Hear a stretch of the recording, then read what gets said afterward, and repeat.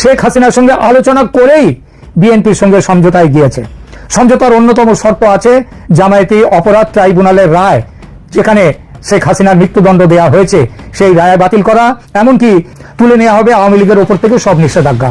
প্রত্যাবর্তন নিয়েও প্রতিশ্রুতি দিয়েছেন তারেক রহমান। তারেক রহমান আওয়ামী লীগের সাথে সমঝোতার মাধ্যমে বাংলাদেশে আসছে। সজীব ওয়াজেদ জয়ের সাথে তারেক রহমানের নাকি একটা নিকোজিশন হয়েছে যে তারেক রহমান বাংলাদেশে আসার পর আওয়ামী লীগের নিষেধাজ্ঞা উঠে যাবে, আওয়ামী লীগ নির্বাচনে অংশ নেবে, আওয়ামী লীগ বিরোধী দল হবে, বিএনপি ক্ষমতায় আসবে। এখন তো শোনা যাচ্ছে যে হাদি হত্যাকাণ্ডে মির্জা আব্বাসের নামে মামলাও হতে পারে, আর সেই মামলায় হয়তো তারেক রহমানের নামও জানানো হতে পারে। তারেক রহমানের নিজের সামনেই এখন বহুমুখী চ্যালেঞ্জ দেখা যাচ্ছে। বারবার মনে হচ্ছে আমরা কি খাল কেটে কুমির নিয়ে আসলাম? আমরা শেখ হাসিনার স্বৈরশাসন থেকে মুক্ত হতে চাইছিলাম, মানে কি চাইলাম আর কি পাইলাম হিসাবটা মিলান। আমি আমার স্বাধীনতার চাইতে গিয়ে। আসসালামু আলাইকুম, আমন্ত্রণ নতুন একটি সংবাদে আবার একটি গুরুত্বপূর্ণ নিউজ আপডেট নিয়ে হাজির হয়েছি। প্রিয় দর্শক, আমাদের ভিডিওর প্রথম অংশ দেখে বুঝতে পারছেন ঠিক আজকের নিউজটি কোন বিষয়টি ইঙ্গিত করছে। দর্শক, এই বিষয় নিয়ে আমি আর বেশি কথা বলছি না, চলুন দেখে এসে আজকে সে কাঙ্ক্ষিত ভিডিও। তবে তার আগে বলবো, আপনি যদি আমাদের চ্যানেল নতুন হয়ে থাকেন অবশ্যই চ্যানেলটি সাবস্ক্রাইব করে আমাদের পাশে থাকুন পরবর্তী আপডেট পাওয়ার জন্য। তো চলুন দর্শক, এই ভিডিও দেখে আসি, তারপরে এই বিষয় নিয়ে কথা বলছি। তো বাংলাদেশের কঠোর বাস্তবতা মেনে শেখ হাসিনার সঙ্গে আলোচনা করেই বিএনপির সঙ্গে সমঝোতায় গিয়েছে। সমঝোতার অন্যতম শর্ত আছে জামায়াতি অপরাধ ট্রাইব্যুনালের রায়, যেখানে শেখ হাসিনার মৃত্যুদণ্ড দেওয়া হয়েছে সেই রায় বাতিল করা, এমনকি যে অর্ডিন্যান্স মাধ্যমে বাংলাদেশের এই অপরাধ ট্রাইব্যুনালকে গঠন করা হয়েছে বর্তমানে, সেটাকে বাতিল করে দেওয়া হবে নতুন সরকার। তুলে নেওয়া হবে আওয়ামী লীগের উপর থেকে সব নিষেধাজ্ঞা। দেশের সত্যিকারের গণতান্ত্রিক ব্যবস্থার প্রত্যাবর্তন নিয়েও প্রতিশ্রুতি দিয়েছেন তারেক রহমান, যেখানে আওয়ামী লীগেরও অংশগ্রহণ থাকবে। 16ই ডিসেম্বর তিনি বলেন 25শে ডিসেম্বর দেশে ফিরবেন। 29শে নভেম্বর থেকে 16ই ডিসেম্বর, এই প্রায় 2 সপ্তাহ সময়ে কি এমন ঘটলো যে তারেক নিজের সিদ্ধান্ত পাল্টে নিলেন? গবেষণা প্রমাণ করে যে তারেক রহমানের বিলম্ব শুধুমাত্র মায়ের স্বাস্থ্য নয়, বরং ভারতের সাথে বিএনপির গোপন আলোচনার কারণেই দেরি হচ্ছিল। মানে মা অসুস্থ, তাকে দেখতে আসার জন্য তিনি ছুটে আসবেন, সে পরিস্থিতি ছিল না। এরপরে মায়ের স্বাস্থ্য কি সত্যিই খারাপ ছিল, সে বিষয়টা পরে আসছে। 24শে ডিসেম্বর প্রকাশিত একটি বিশ্লেষণ, এই বিশ্লেষণটা হচ্ছে যে মানি কন্ট্রোল বলে যে পত্রিকা, যে বড় সংবাদ মাধ্যম মানি কন্ট্রোল, বিশ্বব্যাপী তার নাম আছে, সেই মানি কন্ট্রোলে সেখানে 24শে ডিসেম্বর প্রকাশিত একটি বিশ্লেষণ স্পষ্ট লিখলো, ভারত সরকারের সাথে একাধিক রাউন্ডের গোপন আলোচনা শেষ না হতে তারেক রহমানের লন্ডন থেকে ফেরার বিলম্ব ঘটছিল। বিএনপি নেতৃত্ব এবং ভারত সরকার তাদের স্বার্থ রক্ষার জন্য একটি কার্যকর চুক্তিতে পৌঁছানোর পরেই তারেকের ফিরে আসার পথ স্পষ্ট হয়েছে। গ্লোবাল নামি মিডিয়া, ওই যে বললাম মানি কন্ট্রোল, তারা 24শে ডিসেম্বরে ওই প্রতিবেদনে কি লিখেছে আমি ইংরেজিটা, বাংলা তো আগে বলেই দিলাম, এরপরে ইংরেজিটা পড়ি। Tarique Rahman's return to Dhaka signals new Delhi's tacit understanding with a resurgent Bangladesh Nationalist Party and India's clear-eyed acceptance at long last of the impending reality of BNP taking up the reins of power after the elections in February. এর একদম এই কথাগুলোর বাংলা অর্থ হলো, তারেক রহমানের ঢাকায় প্রত্যাবর্তন একটু পুনরুজ্জীবিত বাংলাদেশ জাতীয়তাবাদী দলের সাথে নয়াদিল্লির অলিখিত বোঝাপড়া এবং ফেব্রুয়ারির নির্বাচনের পর বিএনপির ক্ষমতা গ্রহণের অবশ্যম্ভাবী বাস্তবতাকে ভারতের পক্ষ থেকে অবশেষে স্পষ্টভাবে মেনে নেওয়ার ইঙ্গিত দেয়। অর্থাৎ বাংলাদেশের সামগ্রিক পরিস্থিতি বিচার করে দেশকে জামায়াতি ইসলামদের হাত থেকে বাঁচাতে, পাকিস্তানি অনুপ্রবেশ রুখতে এবং ভারতের জিও পলিটিক্যাল স্বার্থ রক্ষা করতে ভারত অবশেষে বিএনপিকে মেনে নিল এবং বিএনপিও কিছু সমঝোতার মাধ্যমে সেই মেনে নেওয়াকে স্বীকৃতি তারা মেনে নিতে বাধ্য হলো। তবে এই মেনে নেওয়ার শর্ত সাপেক্ষে সমঝোতার পর খবরে প্রকাশ, দীর্ঘ আলোচনার শেষে হয়েছে সমঝোতা। কোথায় এই আলোচনা হয়েছিল? ভারতীয় কূটনীতিবিদরা তারেক রহমানের সাথে সরাসরি আলোচনা করেছেন লন্ডনে, আবার ভারতীয় কূটনীতিবিদরা ঢাকায় ভারতীয় হাইকমিশনার প্রণয় বর্মার নেতৃত্বে বিএনপি সিনিয়র নেতৃত্বের সাথেও কাঠামোগত মত বিনিময় পরিচালনা করেছেন। কেন এই আলোচনার প্রয়োজন ছিল? ভারত বাংলাদেশ সম্পর্ক 2024 সালের আগস্টে শেখ হাসিনার চলে যাওয়ার পর, পদত্যাগের পর একেবারে ধসে পড়েছিল। পদত্যাগ তিনি করেননি, তিনি চলে যেতে বাধ্য হয়েছিলেন। হাসিনা ছিলেন ভারতের ঘনিষ্ঠ মিত্র, যিনি 15 বছর দেশ পরিচালনা করেছেন। তার জায়গায় এসেছে একটি অন্তর্বর্তীকালীন সরকার, যা বিভিন্ন রাজনৈতিক পক্ষ নিয়ে গঠিত, যেখানে জামায়াতে ইসলামের ভীষণ বড় রকমের প্রভাব রয়েছে। মোহাম্মদ ইউনূসের শাসনে ভারত যে বিষয়গুলি নিয়ে চিন্তিত ছিল, কি সেই বিষয়গুলো? ভারত চায় আওয়ামী লীগের ক্ষমতায় ফেরা যখন নানা কারণে প্রশ্নবিদ্ধ, তখন অ্যাভেলেবেল অল্টারনেটিভ, মানে আমার কাছে কোন ব্যবস্থাগুলো আমি পেতে পারি, সেই অ্যাভেলেবেল অল্টারনেটিভ ছিল একমাত্র বিএনপি। কিন্তু বিএনপির মধ্যে ধর্মীয় ভাবনা ও পাকিস্তানি প্রেম আছে, তবে থাকলেও জামাতের তুলনায় অনেকটাই কম। সুতরাং আলোচনা চলছিল ক্ষমতায় এসে বিএনপির কাছ থেকে ভারতের প্রত্যাশা পূরণ নিয়ে, যেন কঠোর ধর্মীয় মৌলবাদী পার্টি জামায়াতে ইসলামের থেকে দূরে থাকে বিএনপি। জামায়াত একই সঙ্গে তীব্র পাকিস্তানপন্থী দল, এবং সেই দল যেন ছলে বলে কৌশলে ক্ষমতায় না আসতে পারে, বিএনপিকে সমর্থন দিয়ে সেটা নিশ্চিত করা। এতে স্বার্থ যে শুধু ভারতের তা নয়, ভারতের 4000 কিলোমিটার সীমান্ত বাংলাদেশের সাথে রয়েছে। গঙ্গা, তিস্তা এবং অন্যান্য নদীর জল ভাগাভাগি দীর্ঘমেয়াদী সম্পর্কের জন্য গুরুত্বপূর্ণ। গঙ্গা জল বন্টন চুক্তির মেয়াদ শেষ হচ্ছে আগামী বছরের গোড়ার দিকে। সেই চুক্তির নবীকরণ বাংলাদেশের পক্ষে অত্যন্ত গুরুত্বপূর্ণ, সে বুঝলাম। কিন্তু এই যে সমঝোতা হলো, এই জন্য এত দীর্ঘ অপেক্ষা কেন? আগেই তো করে নেওয়া যেত। এর বড় কারণ, সবকিছুর একটা সময় থাকে। জুলাই অভ্যুত্থানের থিতিয়ে যাওয়ার অপেক্ষা ছিল, একটা রিকভারি পিরিয়ড দেয়া, একই সঙ্গে ইউনূস সরকারের জনপ্রিয়তা একেবারে খাদের অতলে চলে যাওয়ার অপেক্ষা। কিন্তু এই সঙ্গে আরো একটা বড় কারণ ছিল, সেটা হলো ভারত শেষ পর্যন্ত সুদীর্ঘ বহু বছরের 54 বছরের মিত্র আওয়ামী লীগকে ত্যাগ করতে চায়নি। এখন যে ত্যাগ করছে তা নয়, এটা বাস্তবতার নিরিখে একটা কৌশল গ্রহণ করা। আন্তর্জাতিক চাপ সৃষ্টি করেছে ভারত আওয়ামী লীগের জন্য, নির্বাচন যাতে ইনক্লুসিভ হয় বা আওয়ামী লীগ যাতে নির্বাচনে অংশ নিতে পারে তার চেষ্টা করেছে। সেই চেষ্টায় ভারত যে ব্যর্থ হয়েছে তা নয়, কিন্তু গোয়েন্দা সূত্র জানাচ্ছে এখন নির্বাচন হলে আওয়ামী লীগের জয়ের সম্ভাবনা খুব কম, কারণ দলের সাংগঠনিক অবস্থা মোটেই ভালো নয়। এই পরিস্থিতিতে বিএনপিকে পাশে নেওয়াটাই ভারতের জন্য বাস্তবসম্মত সিদ্ধান্ত। এই সিদ্ধান্ত অন্তত এই পরিস্থিতিতে বাংলাদেশের জন্য যথেষ্ট ভালো, কারণ দেশ এক স্থিতিশীলতার দিকে যাবে।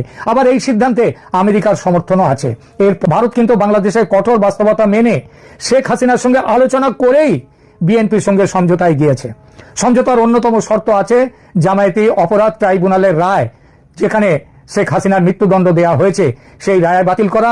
এমনকি যে অর্ডিন্যান্স মাধ্যমে বাংলাদেশের এই অপরাধ ট্রাইব্যুনালকে গঠন করা হয়েছে বর্তমানে, সেটাকে বাতিল করে দেওয়া হবে। নতুন সরকার তুলে নেওয়া হবে আওয়ামী লীগের উপর থেকে সব নিষেধাজ্ঞা। দেশের সত্যিকারের গণতান্ত্রিক ব্যবস্থার প্রত্যাবর্তন নিয়েও প্রতিশ্রুতি দিয়েছেন তারেক রহমান, যেখানে আওয়ামী লীগেরও অংশগ্রহণ থাকবে। তবে সেটা তারেক রহমান ক্ষমতায় আসার পর, আগামী এই ফেব্রুয়ারির ইলেকশন নয়, তারপরের ইলেকশনে। ততদিন আওয়ামী লীগ তার নিজের ঘর গুছিয়ে নিতে পারবে। একদিক দিয়ে দেখলে বাংলাদেশের অন্ধকার দূর হওয়ার একটা আলো অন্তত দেখা যাচ্ছে। এটাই নতুন বাস্তবতা। হয়তো এটা আওয়ামী লীগ সমর্থকদের অনেকেরই পছন্দ হবে না, কিন্তু এই নতুন বাস্তবতা আখেরে কিন্তু বাংলাদেশের পক্ষে কাজ করবে, সাধারণ মানুষের জীবনে কাজ করবে। তারেক রহমান ফিরে আসছেন।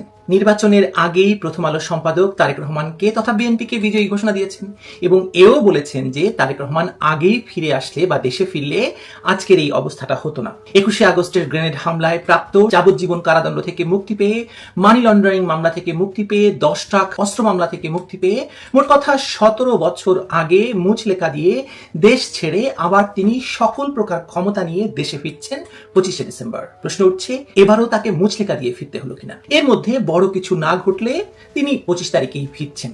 আর এজন্য দেশের প্রধান দুই দৈনিক ডেইলি স্টার এবং প্রথম আলোর সম্পাদক দ্রুতই বিএনপি আয়োজিত অনুষ্ঠানে গিয়ে তারেক রহমানকে আগাম স্বাগত জানিয়ে এসেছেন। তিনি এসে যেন আক্রান্ত গণমাধ্যমকে বাঁচান সে দাবিও করে এসেছেন। প্রশ্ন হলো, তারেক রহমানের অতীত রাজনীতির ইতিহাস কি বলে আমাদের? পারবেন তিনি মুক্ত গণমাধ্যম উপহার দিতে? সবচেয়ে বড় কথা হলো যে ভয়ঙ্কর অনিরাপদ দেশে তিনি ফিরছেন নিজের জীবনের উপর থাকা হুমকি নিয়ে। তিনি কি পারবেন দেশ ও জাতির নিরাপত্তা নিশ্চিত করতে? সারা দেশে প্রস্তুতি চলছে। এতদিন যারা তারেক রহমানের কঠোর সমালোচক ছিলেন তারাও এখন গিয়ে নিজেদেরকে তারেক রহমানের সমর্থক প্রমাণে নানা কসরত করছেন। দীর্ঘ 17 বছর পর একজন বড় রাজনৈতিক নেতার দেশে ফেরা স্বাভাবিকভাবে উত্তেজনা তৈরি করে, কিন্তু এখানে উত্তেজনাটা কেবল রাজনৈতিক নয়, এটি হিংস্র, গুজব নির্ভর এবং অস্বাভাবিক দ্রুততার সঙ্গে রূপ বদলানো এক আবহ তৈরি করেছে। কারণ এতদিন, বিশেষ করে বিগত 17 মাস ধরে তারেক রহমানের নিজস্ব দল ডিফ্যাক্টো ক্ষমতায় থাকার পর পরও তিনি কেন ফেরেননি, সে প্রশ্নের উত্তর নিয়ে মানুষ সিদ্ধান্ত নিয়ে ফেলেছে যে তিনি আসলে নিরাপত্তার জন্য দেশে ফেরেননি। কিন্তু এখনো কি সে পরিস্থিতি বদলেছে, নাকি পরিস্থিতি আরো বিগড়েছে? হাদির গুলিবিদ্ধ হওয়া থেকে শুরু করে তার মৃত্যুর পর সারা দেশে ছড়িয়ে পড়া সহিংসতা, ধর্মীয় উন্মাদনা, মিডিয়া অফিসে আগুন, সংখ্যালঘু হত্যা, এসব কিছু একে অপরের সঙ্গে আলাদা আলাদা ঘটনা হিসেবে দেখার কোনো সুযোগ নেই। এগুলো একটি ধারাবাহিকতার অংশ, যে ধারাবাহিকতায় প্রথমে আবেগ উস্কে দেওয়া হয়েছে, তারপর সেই আবেগকে রাজনৈতিক দিক নির্দেশনা দেওয়া হয়েছে, আর শেষে সেটিকে ব্যবহার করা হয়েছে রাষ্ট্রীয় কাঠামোকে চাপে ফেলতে। এই চাপ শুধু একরকম নয়, বরং তা বহুবিধ চাপ। হাদিকে ঘিরে যে ম্যানুফ্যাকচার্ড হিরোইজম তৈরি করা হয়েছিল, সেটি ছিল সন্দেহজনকভাবে দ্রুত এবং সর্বগ্রাসী। গুলিবিদ্ধ হওয়ার কয়েক মিনিটের মাথায় দোষী নির্ধারণ, সামাজিক যোগাযোগ মাধ্যমে স্লোগানের ঝড় এবং রাজনৈতিক দলগুলোর অজান্তেই সেই আবেগে গা ভাসিয়ে দেওয়া, এগুলো কোনো স্বতঃস্ফূর্ত প্রতিক্রিয়া নয়, হতে পারে না। এগুলো পরিকল্পিত আবহ তৈরি করার ক্লাসিক প্যাটার্ন। এখানে আশ্চর্যের বিষয় হচ্ছে বিএনপিও সেই আবহে ঢুকে পড়েছিল, বুঝে বা না বুঝেও। তারপর দৃশ্যপট বদলে গেল। হঠাৎ করে আওয়ামী লীগ এবং ভারতের বিরুদ্ধে মিছিল, সাংবাদিকদের দালাল তকমা দেওয়া, নির্বিচারে গ্রেপ্তার, রিমান্ডে পাঠানো, সবকিছু যেন একসঙ্গে বিস্ফোরিত হলো। আওয়ামী লীগ এবং শেখ হাসিনা বিরোধিতা বাংলাদেশে নতুন কিছু নয়, কিন্তু এই যে ভারত বিরোধিতার এত উল্লম্ফন, এমন এক আবেগে যা বাস্তবতার চেয়ে কল্পনাকে বেশি খাওয়ায়। সীমান্ত পাড়ি দিয়ে অপরাধী পালানো এদেশে নতুন কিছু নয়, কিন্তু প্রতিবারই সেটাকে ভারতীয় ষড়যন্ত্র বানিয়ে তোলার যে তাড়াহুড়া, মানে এবার যেটা আরো ভয়ঙ্কর হলো, তাতে স্পষ্ট হয়ে গিয়েছিল যে হাদি হত্যাকাণ্ডের পেছনে অনেক কারণের মধ্যে তারেক রহমানকে ফিরতে না দেওয়াটাও একটা বড় কারণ হতে পারে। খুনি শনাক্ত হওয়ার পর যে নাটকীয় মোড় নিল পরিস্থিতি, সেটাও প্রশ্নবিদ্ধ। ছাত্রলীগের কর্মী হিসেবে পরিচয় পাওয়া এক ব্যক্তিকে ঘিরে মুহূর্তে লীগ ধর জবাই কর মানসিকতা, আবার একই সাথে বিএনপিকে দায়ী করার বুদ্ধিভিত্তিক কর্ষক, এই দুই বিপরীত প্রবণতা একই সময়ে চলেছে। এখানে আইন, যুক্তি বা প্রক্রিয়ার কোনো বালাই ছিল না, ছিল কেবল শত্রু বানানোর প্রতিযোগিতা। এখন তো শোনা যাচ্ছে যে হাদি হত্যাকাণ্ডে মির্জা আব্বাসের নামে মামলাও হতে পারে, আর সেই মামলায় হয়তো তারেক রহমানের নামও জানানো হতে পারে। দেখা যাক। এই প্রেক্ষাপটে হাদির মৃত্যুর পর যা ঘটেছে সেটি আরো ভয়াবহ। ধর্মীয় উন্মাদনা, দেশব্যাপী অগ্নিসংযোগ, হুমকি, ভয়ঙ্কর সহিংসতা আর সংখ্যালঘু হত্যার মতো ঘটনা দেখিয়ে দিয়েছে যে এই আবেগকে নিয়ন্ত্রণ করছে এমন শক্তি যাদের লক্ষ্য শুধু প্রতিশোধ নয়, ক্ষমতা। তারা জানে নির্বাচন আসছে, তারা জানে একটি স্বাভাবিক নির্বাচন হলে তাদের প্রয়োজন ফুরিয়ে যাবে। তাই লাশ দরকার, আতঙ্ক দরকার, অচলাবস্থা দরকার। তার মানে তারেক রহমান ফিরছেন এমন এক সময়ে যখন রাষ্ট্রের ভেতরে প্রতিষ্ঠানগুলো নড়বড়ে আর রাজনীতির মাঠ দখল করেছে রাস্তাঘাটের শক্তি। সরকার তার নিরাপত্তায় সর্বোচ্চ ব্যবস্থা নিচ্ছে। ঢাকা মহানগর পুলিশ, সোয়াট team, bomb disposal team, dog squad, প্রস্তুতির শেষ নেই। এটি একদিকে স্বস্তির, অন্যদিকে অস্বস্তিরও বার্তা। স্বস্তি এই কারণে যে রাষ্ট্র অন্তত বুঝতে পারছে তারেক রহমান ঝুঁকির মধ্যে আছেন। অস্বস্তি এই কারণে যে একজন রাজনৈতিক নেতাকে দেশে ফিরতেও যদি যুদ্ধক্ষেত্রের প্রস্তুতি নিতে হয়, তাহলে বাকিদের নিরাপত্তা কোথায়? এখানে আরেকটি প্রশ্ন খুব গুরুত্বপূর্ণ।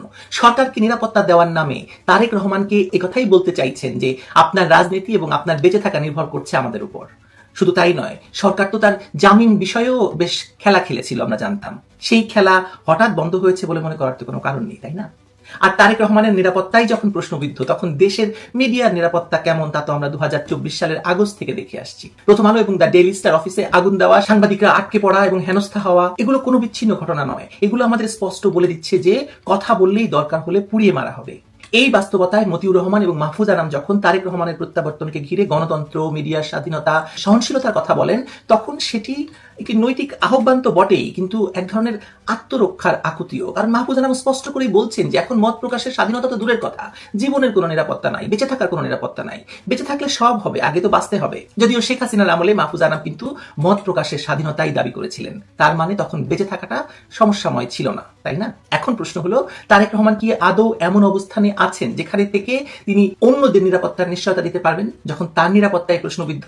তিনি নিজেই তো এই অগ্নিগর্ভ রাজনীতির কেন্দ্রে আছেন। তার নাম জড়িয়ে আছে এমন এক অতীতের সাথে যেটি এখনো এই দেশের রাজনৈতিক স্মৃতিতে তরতাজা, যেখানে তিনি 21শে আগস্টের গ্রেনেড হামলার সঙ্গে জড়িত এবং সাজাপ্রাপ্ত। তার নাম জড়িত পার্শ্ববর্তী দেশে অস্থিতিশীলতা সৃষ্টির সঙ্গে, 10 ট্রাক অস্ত্র আমদানির সঙ্গে। তার কথা শোনা যায় দেশের ভেতর প্রতিবেশী রাষ্ট্রের বিচ্ছিন্নতাবাদীদের আশ্রয় দেওয়ার জন্য। তো দর্শক, এই ছিল এখনকার মতো নিউজ আপডেট। আশা করছি সম্পূর্ণ ভিডিও দেখেছেন। দর্শক, আসলে এই সম্পূর্ণ ভিডিও দেখে বুঝতে পেরেছেন ঠিক আজকের নিউজটি কোন দিক কোন বিষয়টি ইঙ্গিত করছে। দর্শক, বাংলাদেশের যে রাজনীতি প্রেক্ষাপট তারই আলোকে কিন্তু গুরুত্বপূর্ণ নিউজ আপডেট নিয়ে আপনাদের সামনে আমরা হাজির হয়েছি। তো দর্শক, ভিডিও যারা সম্পূর্ণ দেখেছেন অবশ্যই আমাদের ভিডিও সম্পর্কে আপনার মূল্যবান মতামত অবশ্যই কমেন্টস করে জানিয়ে দিন। নতুন হলে অবশ্যই সাবস্ক্রাইব করে আমাদের পাশে থাকুন পরবর্তী আপডেট পাওয়ার জন্য। তো ধন্যবাদ, দেখা হচ্ছে নতুন কোনো ভিডিওতে। সে পর্যন্ত সবাই ভালো থাকবেন, সুস্থ থাকবেন। আল্লাহ হাফেজ।